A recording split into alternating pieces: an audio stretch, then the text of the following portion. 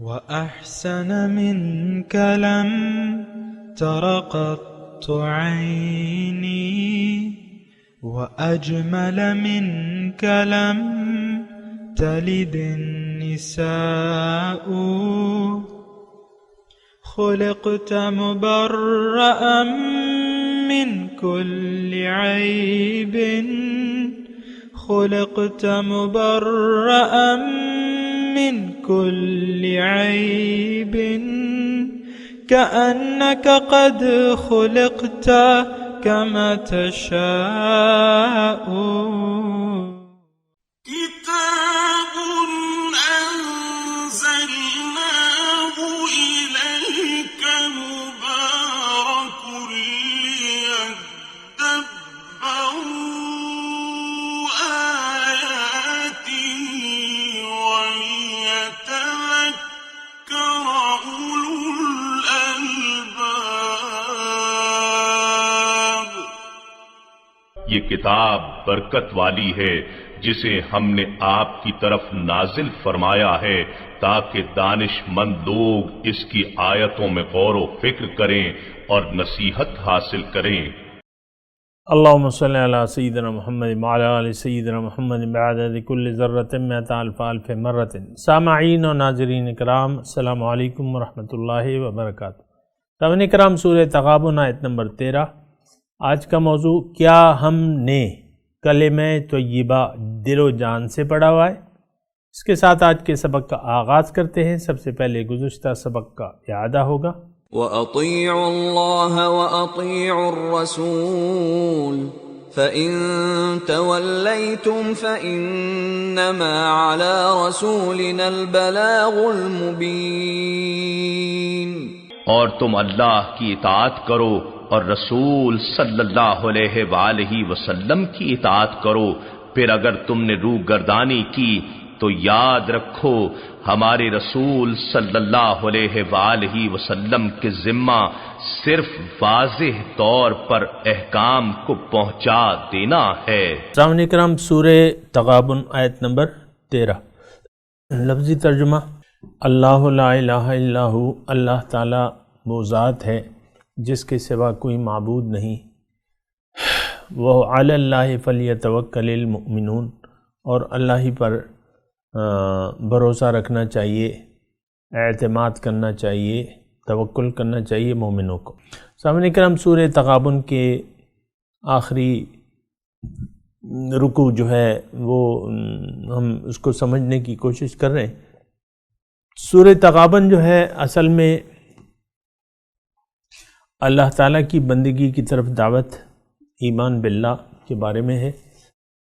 جو گزشتہ سبق تھا اس میں بھی ہم نے یہ پڑھا تھا کہ اطیعوا اللہ و اطیعوا الرسول فإن تولیتم فإنما علی رسولنا البلاغ المبین، اطاعت کرو اللہ کی اور اس کے رسول کی، اور اگر تم نے منہ پھیر لیا اللہ کی بندگی سے، رسول کی پیروی سے، تو کوئی بات نہیں، جو رسول کا کام تھا وہ تو اس نے کر دیا۔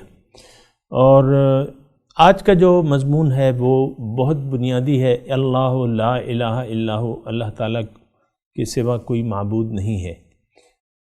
یہ ایک بہت بنیادی مضمون ہے، اور عام طور پہ ہم اس مضمون کو اس طرح نہیں لیتے، یعنی اس معنی میں نہیں لیتے جس کا حقیقی معنی ہے۔ یہ کلمہ طیبہ ہے، اللہ لا الہ الا اللہ محمد الرسول اللہ، اور اس کا لفظی ترجمہ تو یہی ہے کہ اللہ کے سوا کوئی معبود نہیں ہے۔ دیکھیں، یہ بنیادی کلمہ ہے، یہ تو آپ کو معلوم ہے نا۔ اسی بنیاد کو تسلیم کر کے آپ اسلام کے دائرے میں داخل ہو سکتے ہیں، اور یہ کلمہ جو ہے یہ مجموع تمام دین پر حاوی ہے، یعنی یہ اس کی بنیاد ہے، اول اللہ آخر اللہ۔ اور اس میں نقطہ یہ ہے کہ اللہ کے سوا کسی کی بندگی نہ کی جائے، اللہ ہی، چونکہ اللہ تعالیٰ ہی معبود واحد ہے، لہٰذا اس میں تھوڑی سی میں یعنی بات کرنا چاہوں گا، وہ یہ ہے کہ دیکھیں اللہ تعالیٰ نے انسان کو جس مقصد کے لیے پیدا کیا ہے اس مقصد میں کامیابی کا راز اللہ تعالیٰ نے کلمہ طیبہ میں رکھ دیا ہے۔ یہ بات ذرا نوٹ کر لیں اچھے طریقے سے۔ ہم تو روایتی طور پہ کلمہ پڑھ بھی لیتے ہیں اور اس کے معنی کو بھی نہیں سمجھتے۔ اصل میں اس کا معنی یہ ہے کہ آپ اپنے آپ کو اللہ کے سپرد کر دیں۔ اسلام کا معنی بھی یہی ہے، خود سپردن، اپنے آپ کو اللہ کے حوالے کر دینا۔ اور یہ کوئی نئی بات نہیں ہے کہ یہ قرآن میں اس کی وضاحت بھی ہے، بلا من اسلم وجہہ للہ وہو محسن فلہ اجرہ عند ربہ ولا خوف علیہم ولا ہم یحزنون۔ جس نے بھی اپنا سر جھکا دیا اللہ تعالیٰ کے سامنے اور اس میں یہ مخلص بھی ہے تو اس کے لیے اجر ہے، اور اس کے لیے نہ کوئی خوف ہوگا نہ کوئی غم ہوگا۔ تو بہرحال یہ کلمہ طیبہ جو ہے، اس کا معنی میں آپ کو بتا رہا ہوں اور خود بھی سمجھنے کی کوشش کر رہا ہوں کہ یہ واحد یہ کلمہ ہے کہ یہ جنت میں داخلے کی گارنٹی آپ کو دیتا ہے اگر آپ نے دل و جان سے اس کلمے کے تقاضوں پر عمل کر لیا۔ زبان سے کہہ دینے سے تو اتنا ہوگا کہ ظاہری شریعت کے مطابق آپ دائرہ اسلام میں داخل ہو جائیں گے اور آپ کا مال اور جان محفوظ ہو جائے گا اللہ تعالیٰ کے یعنی قانون کے مطابق۔ لیکن اس کی حقیقت کو پائے بغیر، ایک بات تو یہ ہے کہ کلمہ طیبہ کی حقیقت کو پائے بغیر اس کے تقاضوں کو ہم سمجھ بھی نہیں سکتے۔ یہ بات بھی ذرا نوٹ کر لیں۔ کلمہ طیبہ کا جو اصل مفہوم ہے وہ انسانی کامیابی کا راز ہے۔ اللہ تعالیٰ یہ چاہتا ہے کہ آپ انسان سے یہ توقع رکھتا ہے، یا اگر میں اس طریقے سے یہ بات کہوں کہ اللہ تعالیٰ نے انسان کی مقصد میں کامیابی کے لیے، یا دنیا کی زندگی میں نجات کے لیے، یا اخروی زندگی میں اس کو جنت دینے کے لیے اللہ تعالیٰ نے یہ ایک اصول بیان کر دیا ہے۔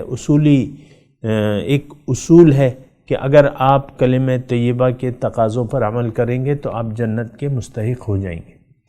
اس کا مفہوم یہ ہے، یعنی اگر میں اپنی اردو زبان میں تھوڑی سی تشریحی الفاظ میں کہوں، اس کا مطلب یہ ہے کہ آپ انسان دنیا میں آ کے اگر خواہشات نفس کے مطابق زندگی گزارے گا تو یہ ناکام ہوگا، اگر یہ اللہ کی مرضی سے زندگی گزارے گا تو یہ کامیاب ہو جائے گا۔ اس کلمہ طیبہ کا مطلب بھی یہ ہے کہ آپ دنیا میں آ کے اپنی مرضی سے زندگی نہ گزاریں، بلکہ اپنی مرضی آپ اللہ تعالیٰ کے ہاتھ پہ اس کی ڈیلنگ کر لیں۔ یہ اپنی مرضی جو ہے یہ ایک ہاٹ کیش ہے، اس کو دے کر اللہ کی مرضی کو اپنا کر آپ جنت میں دخول کی گارنٹی حاصل کر سکتے ہیں قرآن سے۔ کیونکہ جب آپ کلمہ طیبہ پڑھتے ہیں تو اس کا مطلب یہ ہے کہ یعنی آپ یہ وعدہ کرتے ہیں اللہ تعالیٰ سے کہ اللہ تعالیٰ میں اگر زندگی گزاروں گا تو تیری مرضی سے گزاروں گا، اپنی مرضی سے میں زندگی نہیں گزاروں گا۔ میں تیری توحید کا قائل ہوں اور اس بات کا قائل ہوں کہ آپ کے سوا کوئی اور ہستی ہے نہیں جس کی کہنا میں مان سکوں، لہٰذا میں اقرار کرتا ہوں اے اللہ کہ تیرے سوا کوئی اطاعت کے قابل نہیں ہے۔ اب باقی ماندہ جو آپ نے مجھے اختیار دیا ہے زندگی گزارنے کا، تو اس اختیار کو میں آپ کے اوپر بیچ دیتا ہوں۔ اب آپ مجھے بتائیے کہ میں نے کرنا کیا ہے، زندگی کیسے گزارنی ہے۔ تو اسلام پھر آپ کو وہ طرز حیات بتاتا ہے۔ پھر حضور صلی اللہ علیہ وسلم کو آپ حضور کے طریقے کے آگے بھی آپ کو سر جھکانا پڑے گا۔ ان کو اللہ کا حکم قرآن میں ہے، اس پر عمل کرنے کا طریقہ جو ہے ہمیں نبی پاک صلی اللہ علیہ وسلم نے بتایا ہے۔ تو آپ کو اللہ تعالیٰ کا حکم ماننا ہوگا اور حضور صلی اللہ علیہ وسلم کے طریقے کے مطابق زندگی گزارنی ہوگی۔ اگر آپ ایسا کر لیتے ہیں کہ اپنی خواہشات کا سودا اللہ تعالیٰ سے کر لیتے ہیں رسول کے ہاتھ پہ یا نائب رسول کے ہاتھ پہ بیعت کر لیتے ہیں۔ بیعت کا مطلب کیا ہے؟ بیچ ڈالنا۔ آپ اپنی خواہشات نفس کو بیچ دیتے ہیں، اپنے اختیار کو بیچ دیتے ہیں اور اپنے آپ کو اللہ کے حوالے کر دیتے ہیں، اللہ پہ بیچ دیتے ہیں، پھر اپنے آپ کو اللہ تعالیٰ کے حوالے کر دیتے ہیں اور اپنا سر جھکا دیتے ہیں اللہ تعالیٰ کے سامنے۔ تو اس کا مطلب یہ ہے کہ آپ کامیاب ہو جائیں گے۔ اب اس کے بعد میں تھوڑی سی مزید اس پہ بات کروں گا، وہ یہ ہے کہ اگر آپ نے اللہ تعالیٰ کو اپنی منزل بنا لیا اور اللہ تعالیٰ کے راستے پر حضور صلی اللہ علیہ وسلم کے طریقے کے مطابق چلنے کا عزم کر لیا، تو اب کیا ہوگا؟ قرآن اور حدیث موجود ہے، اب آپ کو ایک محتاط زندگی گزارنی ہوگی۔ ہر لمحے، چونکہ آپ کا نفس تو آپ کے ساتھ ہے، وہ تو آپ کو برائی پہ آمادہ کرے گا، لیکن ادھر آپ نے سودا بھی کر لیا ہے اور یہ عہد کر لیا ہے کہ لا الہ الا اللہ، اللہ کے سوا میں نے کسی کی بات نہیں ماننی۔ تو اب جو ہے اس کے بعد یعنی کلمہ اللہ کو منزل بنا کے، اللہ تعالیٰ کے راستے پہ چلنے کا عزم کر کے، رسول کے اسوہ حسنہ کے مطابق اب آپ جو زندگی گزاریں گے، تو اب یہ ایک تقویٰ بھری زندگی ہوگی، یہ ایک محتاط زندگی آپ گزاریں گے۔ تو اگر آپ نے ایسا کر لیا اور ایک تقویٰ والی زندگی اختیار کر لی، تو اللہ تعالیٰ آپ کو دنیا میں بشارت دیں گے۔ یہ میں اپنے آپ سے نہیں کہہ رہا، میں آپ کو ابھی وہ آیت بھی پڑھ کے سنا دیتا ہوں۔ دنیا میں آپ کو بشارت ملے گی جنت کی۔ حدیث کا ایک مفہوم ہے کہ مومن مرنے سے پہلے اللہ تعالیٰ اس کو جنت میں اس کا مقام دکھا دیتا ہے، اور بہرحال اس کی بھی پھر اور تفصیل بھی ہے، لیکن میں آپ کو یہ کہہ رہا ہوں کہ یہ کلمہ طیبہ جو ہے، یہ ایک جملہ جو ہے کہ لا الہ الا اللہ محمد الرسول اللہ، اس کا حقیقی معنی آپ جان لیں۔ یہ کوئی رسمی اور روایتی چیز نہیں ہے، یہ ایک پروگرام، زندگی گزارنے کا ایک پروگرام ہے۔ یہ کلمہ طیبہ جو ہے، یہ زندگی گزارنے کا ایک پروگرام ہے۔ اگر آپ اس پروگرام کو اڈاپٹ کر لیتے ہیں، قبول کر لیتے ہیں، تو اللہ تعالیٰ نے آپ کے لیے جنت کا وعدہ فرمایا ہے۔ مثل الجنت التی وعد المتقون، الفاظ میں نے آپ کو قرآن کی سنا دیے۔ مثال اس جنت کی جس کا وعدہ اللہ تعالیٰ نے متقیوں سے کیا ہوا ہے۔ اعدت للمتقین کے الفاظ ہیں قرآن میں کہ جنت جو ہے وہ متقین کے لیے تیار کی گئی ہے۔ تو آپ اگر ایسا کر لیتے ہیں کہ کلمہ طیبہ کا معنی سمجھ کے، اللہ کو اپنی منزل بنا کے، اللہ کے حکم کے مطابق اور اللہ کا حکم پر آپ عمل کریں گے، رسول صلی اللہ علیہ وسلم کے طریقے کے مطابق، تو آپ اب اس کے بعد آپ کو ایک محتاط زندگی گزارنی ہوگی، کیونکہ آپ ایسے دباؤ والے یعنی ماحول میں زندگی گزاریں گے، مختلف دباؤ کا آپ سامنا کرنا پڑے گا۔ ادھر سب سے بڑا دشمن جو ہے آپ کا نفس ہے، اعداء عدوک نفسک الذی بین جنبیک، تمہارا دشمن نمبر 1 تمہارا نفس ہے جو تمہارے پہلو کے اندر ہے، بین جنبیک۔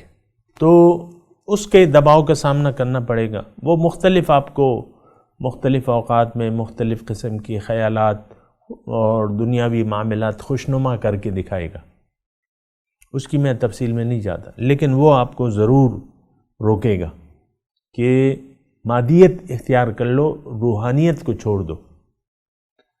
جو نظر نہیں آ رہا اس پر یقین نہ رکھو، اس کا یعنی آواز یہ ہوتی ہے نفس کی کہ تم دیکھو یہ چمکتی دمکتی دنیا کو دیکھو اور اسی کو دیکھتے رہ جاؤ اور اسی کو دیکھتے دیکھتے تم جان دے دو، یہ نفس کا تقاضا ہے۔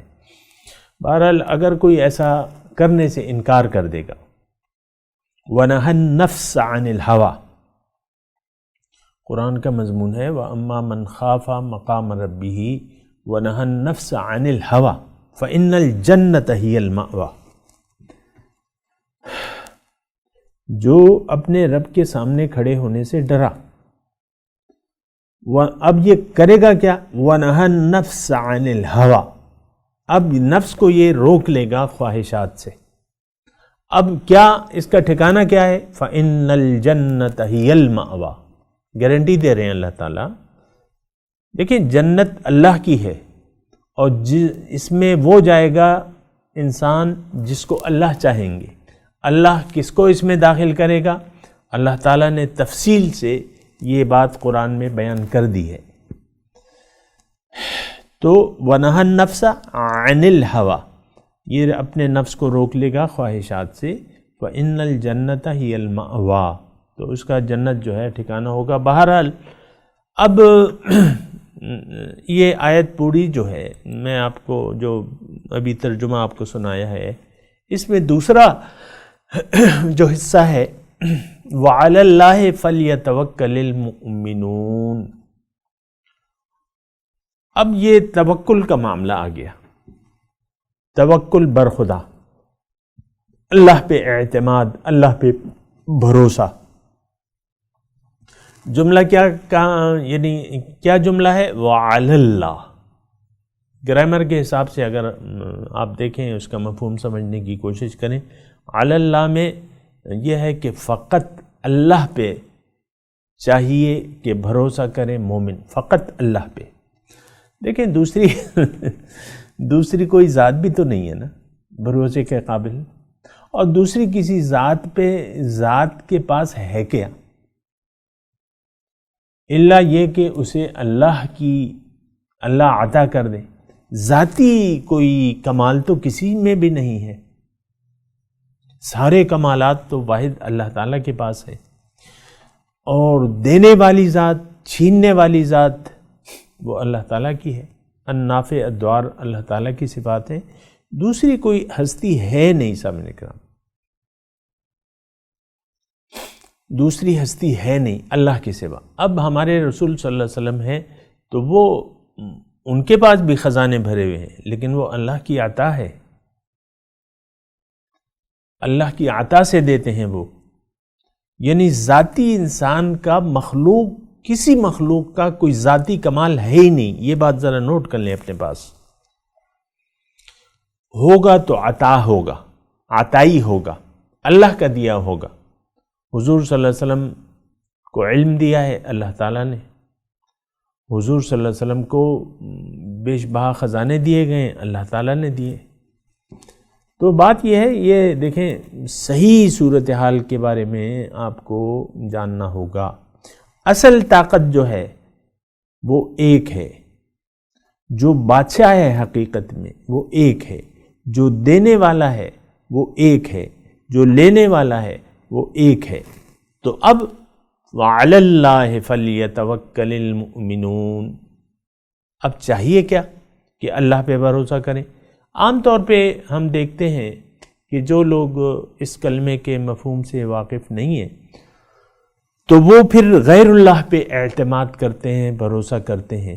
آج یعنی عمومی طور پہ آپ دیکھ لیں پاکستان کا چلن جو ہے وہ رشوت ستانی ہے، حرام خوری ہے، دھوکہ ہے، فریب ہے، یہ عام ایک وبا میں مبتلا ہے۔ سرکاری ادارے ہیں تو وہاں رشوت کا چلن ہے، وہاں کرپشن کا چلن ہے۔ غیر سرکاری ادارے ہیں تو وہاں کہیں ملاوٹ ہے، کہیں دھوکہ ہے، فراڈ ہے، جھوٹ ہے، دغا بازی ہے، فریب ہے۔ ہر سطح پہ آپ دیکھیں تو اس کو یعنی یہ ہر جگہ پہ آپ کو یہ رواج مل جائے گا۔ تو اس کا مطلب کیا ہے کہ اللہ پہ بھروسہ نہیں ہے۔ دیکھیں اللہ تعالیٰ پہ بھروسہ کرنا جو ہے یہ تو بنتا ہے، اللہ دینے والا ہے۔ آپ کہتے ہیں کہ نہیں، میں نے اگر فراڈ نہ کیا، میں نے کرپشن نہ کی، میں نے رشوت نہ لی تو اللہ تعالیٰ پھر مجھے نہیں دے گا، یعنی سوائے حرام کے میرا کوئی چارہ نہیں ہے۔ ایک عام جملہ جو میں سنتا ہوں کہ بھئی حرام میں تو یعنی حلال میں تو اتنی دولت نہیں ہوتی۔ کوئی آدمی تھوڑے وقت میں مالدار ہو جاتا ہے، پیسے والا ہو جاتا ہے، عام طور پہ پھر آپ کا مجھے معلوم نہیں، اپنی میں تجربات سنا رہا ہوں۔ تو یہ میں نے ایک سے زائد آدمی کو کہتے کہ بھئی حلال میں تو اتنا پیسہ نہیں ہوتا، اس نے کم وقت میں اتنا بڑا تیر مار لیا، تو یہ یقیناً کچھ کرتا ہوگا حلال حرام۔ یہ ایک ذہنیت ہے، ہم لوگوں کی ذہنیت یہ ہے کہ اللہ پہ بھروسہ نہیں ہے، پھر جھوٹ کا سہارا لے لیتے ہیں۔ آپ دیکھ لیں عام طور پہ تاجروں میں اس طرح، بلکہ میں آپ کو کبھی کبھی بتاتا ہوں، یعنی وہ لوگ ملٹی میڈیا، میں وہ کہہ رہا ہوں کہ ملٹی نیشنل کمپنیاں جو ہیں، صرف میں آپ کو مثال دیتا ہوں، یہ جو کپڑے دھونے کا پاؤڈر بیچتے ہیں، جو بھی ہیں اس کے نام سے، لیکن جو آپ ان کے اشتہاروں میں دیکھیں کہ ہر قسم کے وہ کہتے ہیں داغ جو ہیں وہ اچھے ہوتے ہیں، بس آپ داغ لگائیں، یہ پاؤڈر جو ہے یہ کام کرے گا۔ حالانکہ ایسا نہیں ہے، ایسا یعنی پاؤڈر میں یہ اتنی طاقت نہیں ہے، اس کے لیے آپ نے کسی اور کوئی بلیچ کا سہارا لینا ہوگا، یا اور طریقے ہیں داغ کو نکالنے کے لیے، بعض داغ تو جاتے ہی نہیں۔ لیکن وہ یعنی یہ ایک جھوٹ کا عالمی سطح پہ، دیکھیں میں تو پاکستان کی بات کر رہا ہوں اور یہ ایڈورٹائزنگ کی بات کر رہا ہوں، ہر جگہ جو ہے ہر اشتہار میں جھوٹ جو ہے وہ جو ہے شامل ہوتا ہے، سچ نہیں بتاتے، عام طور پہ جھوٹ کا سہارا لے کے اشتہار بنائے جاتے ہیں۔ تو اب میں آپ کو صرف یہ کہہ رہا ہوں کہ اوپر کی سطح سے یہ جھوٹ شروع ہوتا ہے کہ ہم سچ بول دیں گے تو ہمارا مال نہیں بکے گا۔ دھوکہ دینے سے حضور صلی اللہ علیہ وسلم فرماتے ہیں کہ مال تو بک جاتا ہے، لیکن یعنی جھوٹ بولنے سے مال بک جاتا ہے لیکن برکت نہیں رہتی۔ تو بہرحال یہ تو سارے یعنی ہمارا چونکہ آخرت پر کوئی ایمان نہیں ہے، لہٰذا ہماری قومی زندگی میں فراڈ، جھوٹ، یہ سب کچھ شامل ہے، اور وہ جھوٹ پھر اس حد تک چلا جاتا ہے کہ ہم جو زندگی گزار بھی رہے ہیں سامعین کرام، یہ ساری جھوٹ پر مشتمل ہے۔ جو ہماری زندگی کی عمارت ہے، بنیادی طور پہ ہم نے کلمہ طیبہ پڑھ کے ایک بہت بڑا جھوٹ بولتے ہیں، لا الہ الا اللہ محمد الرسول۔ عملی طور پہ تو آپ اللہ تعالیٰ کی توحید کے قائل ہی نہیں ہیں۔ آپ کا مطلب یہ قوم یہ کہتی ہے کہ ہم نے اللہ کی مرضی سے، یعنی جس شرمناک طریقے سے ہم نے قرآن سے ترک کو چھوڑ دیا ہے، ہدایت کے طور پہ قرآن کو ہم نہ لیتے ہیں، نہ لینے کے لیے تیار ہیں۔ عام عمومی طور پہ آپ دیکھیں، شریعت کے مطابق شریعت کو ہم معاذ اللہ اس زمانے کے قابل نہیں سمجھتے، آج نہیں ہو سکتا، یہ اس وقت کے لیے تھا، یہ شریعت اس وقت کے لیے تھی۔ بعض لوگوں میں یہ خیال ہے کہ پھر یہ ہے کہ لوگ اس بات کے بھی قائل ہیں، یعنی آپ لوگوں کی ذہنیت دیکھیں، میرا تو یہی موضوع رہتا ہے،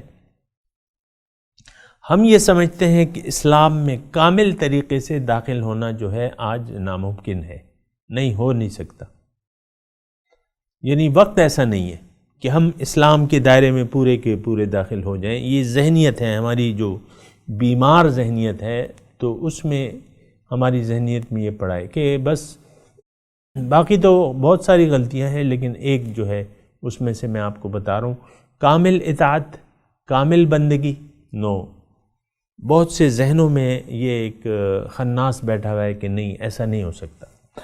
قرآن، مجھے خود لوگ کہتے ہیں کہ آیا، یعنی پوچھتے ہیں کہ آیا شریعت پر مکمل عمل ہو سکتا ہے، یعنی حیرانگی سے پوچھتے ہیں مجھ سے۔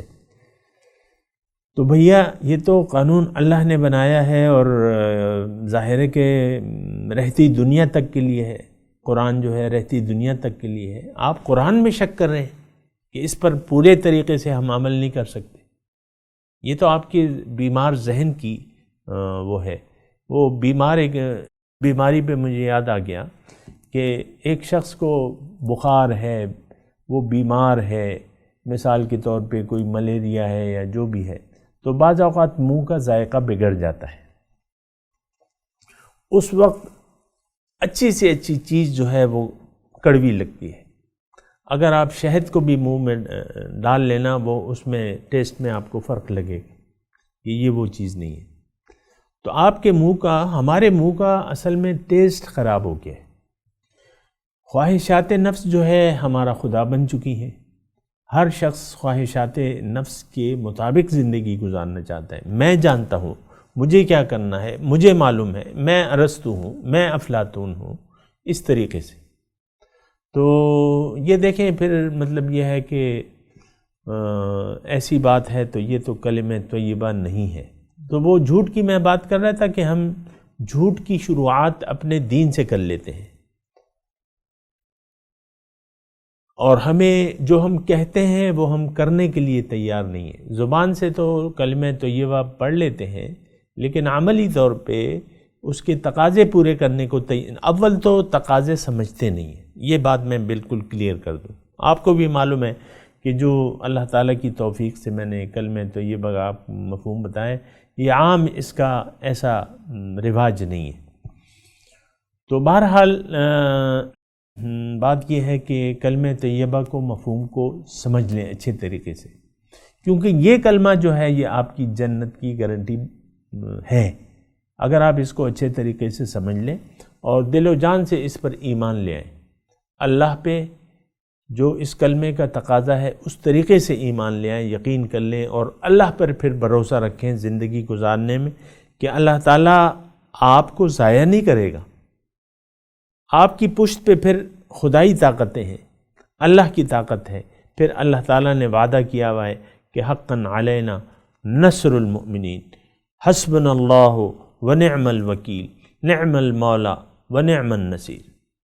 بات ساری یقین کی ہے، میں تلاوت کرتا ہوں، میرے ساتھ دہرائیے۔ اعوذ باللہ من الشیطان الرجیم، بسم اللہ الرحمن الرحیم، اللہ لا الہ الا ہو وعلی اللہ فلیتوکل المؤمنون۔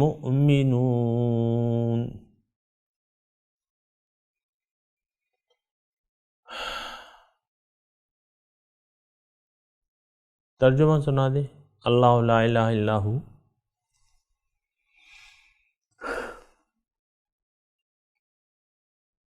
اللہ وہ ذات ہے کہ نہیں ہے کوئی معبود ما سوا اس کے، وعلی اللہ فلیتوکل المؤمنون،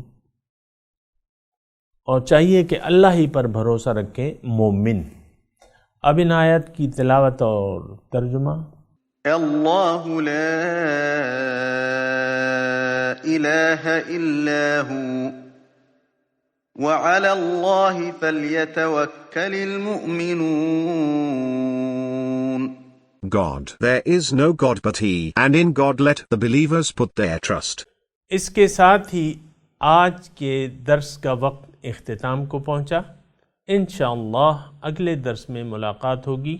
وآخر دعوانا ان الحمدللہ رب العالمین، والسلام علیکم ورحمۃ اللہ وبرکاتہ۔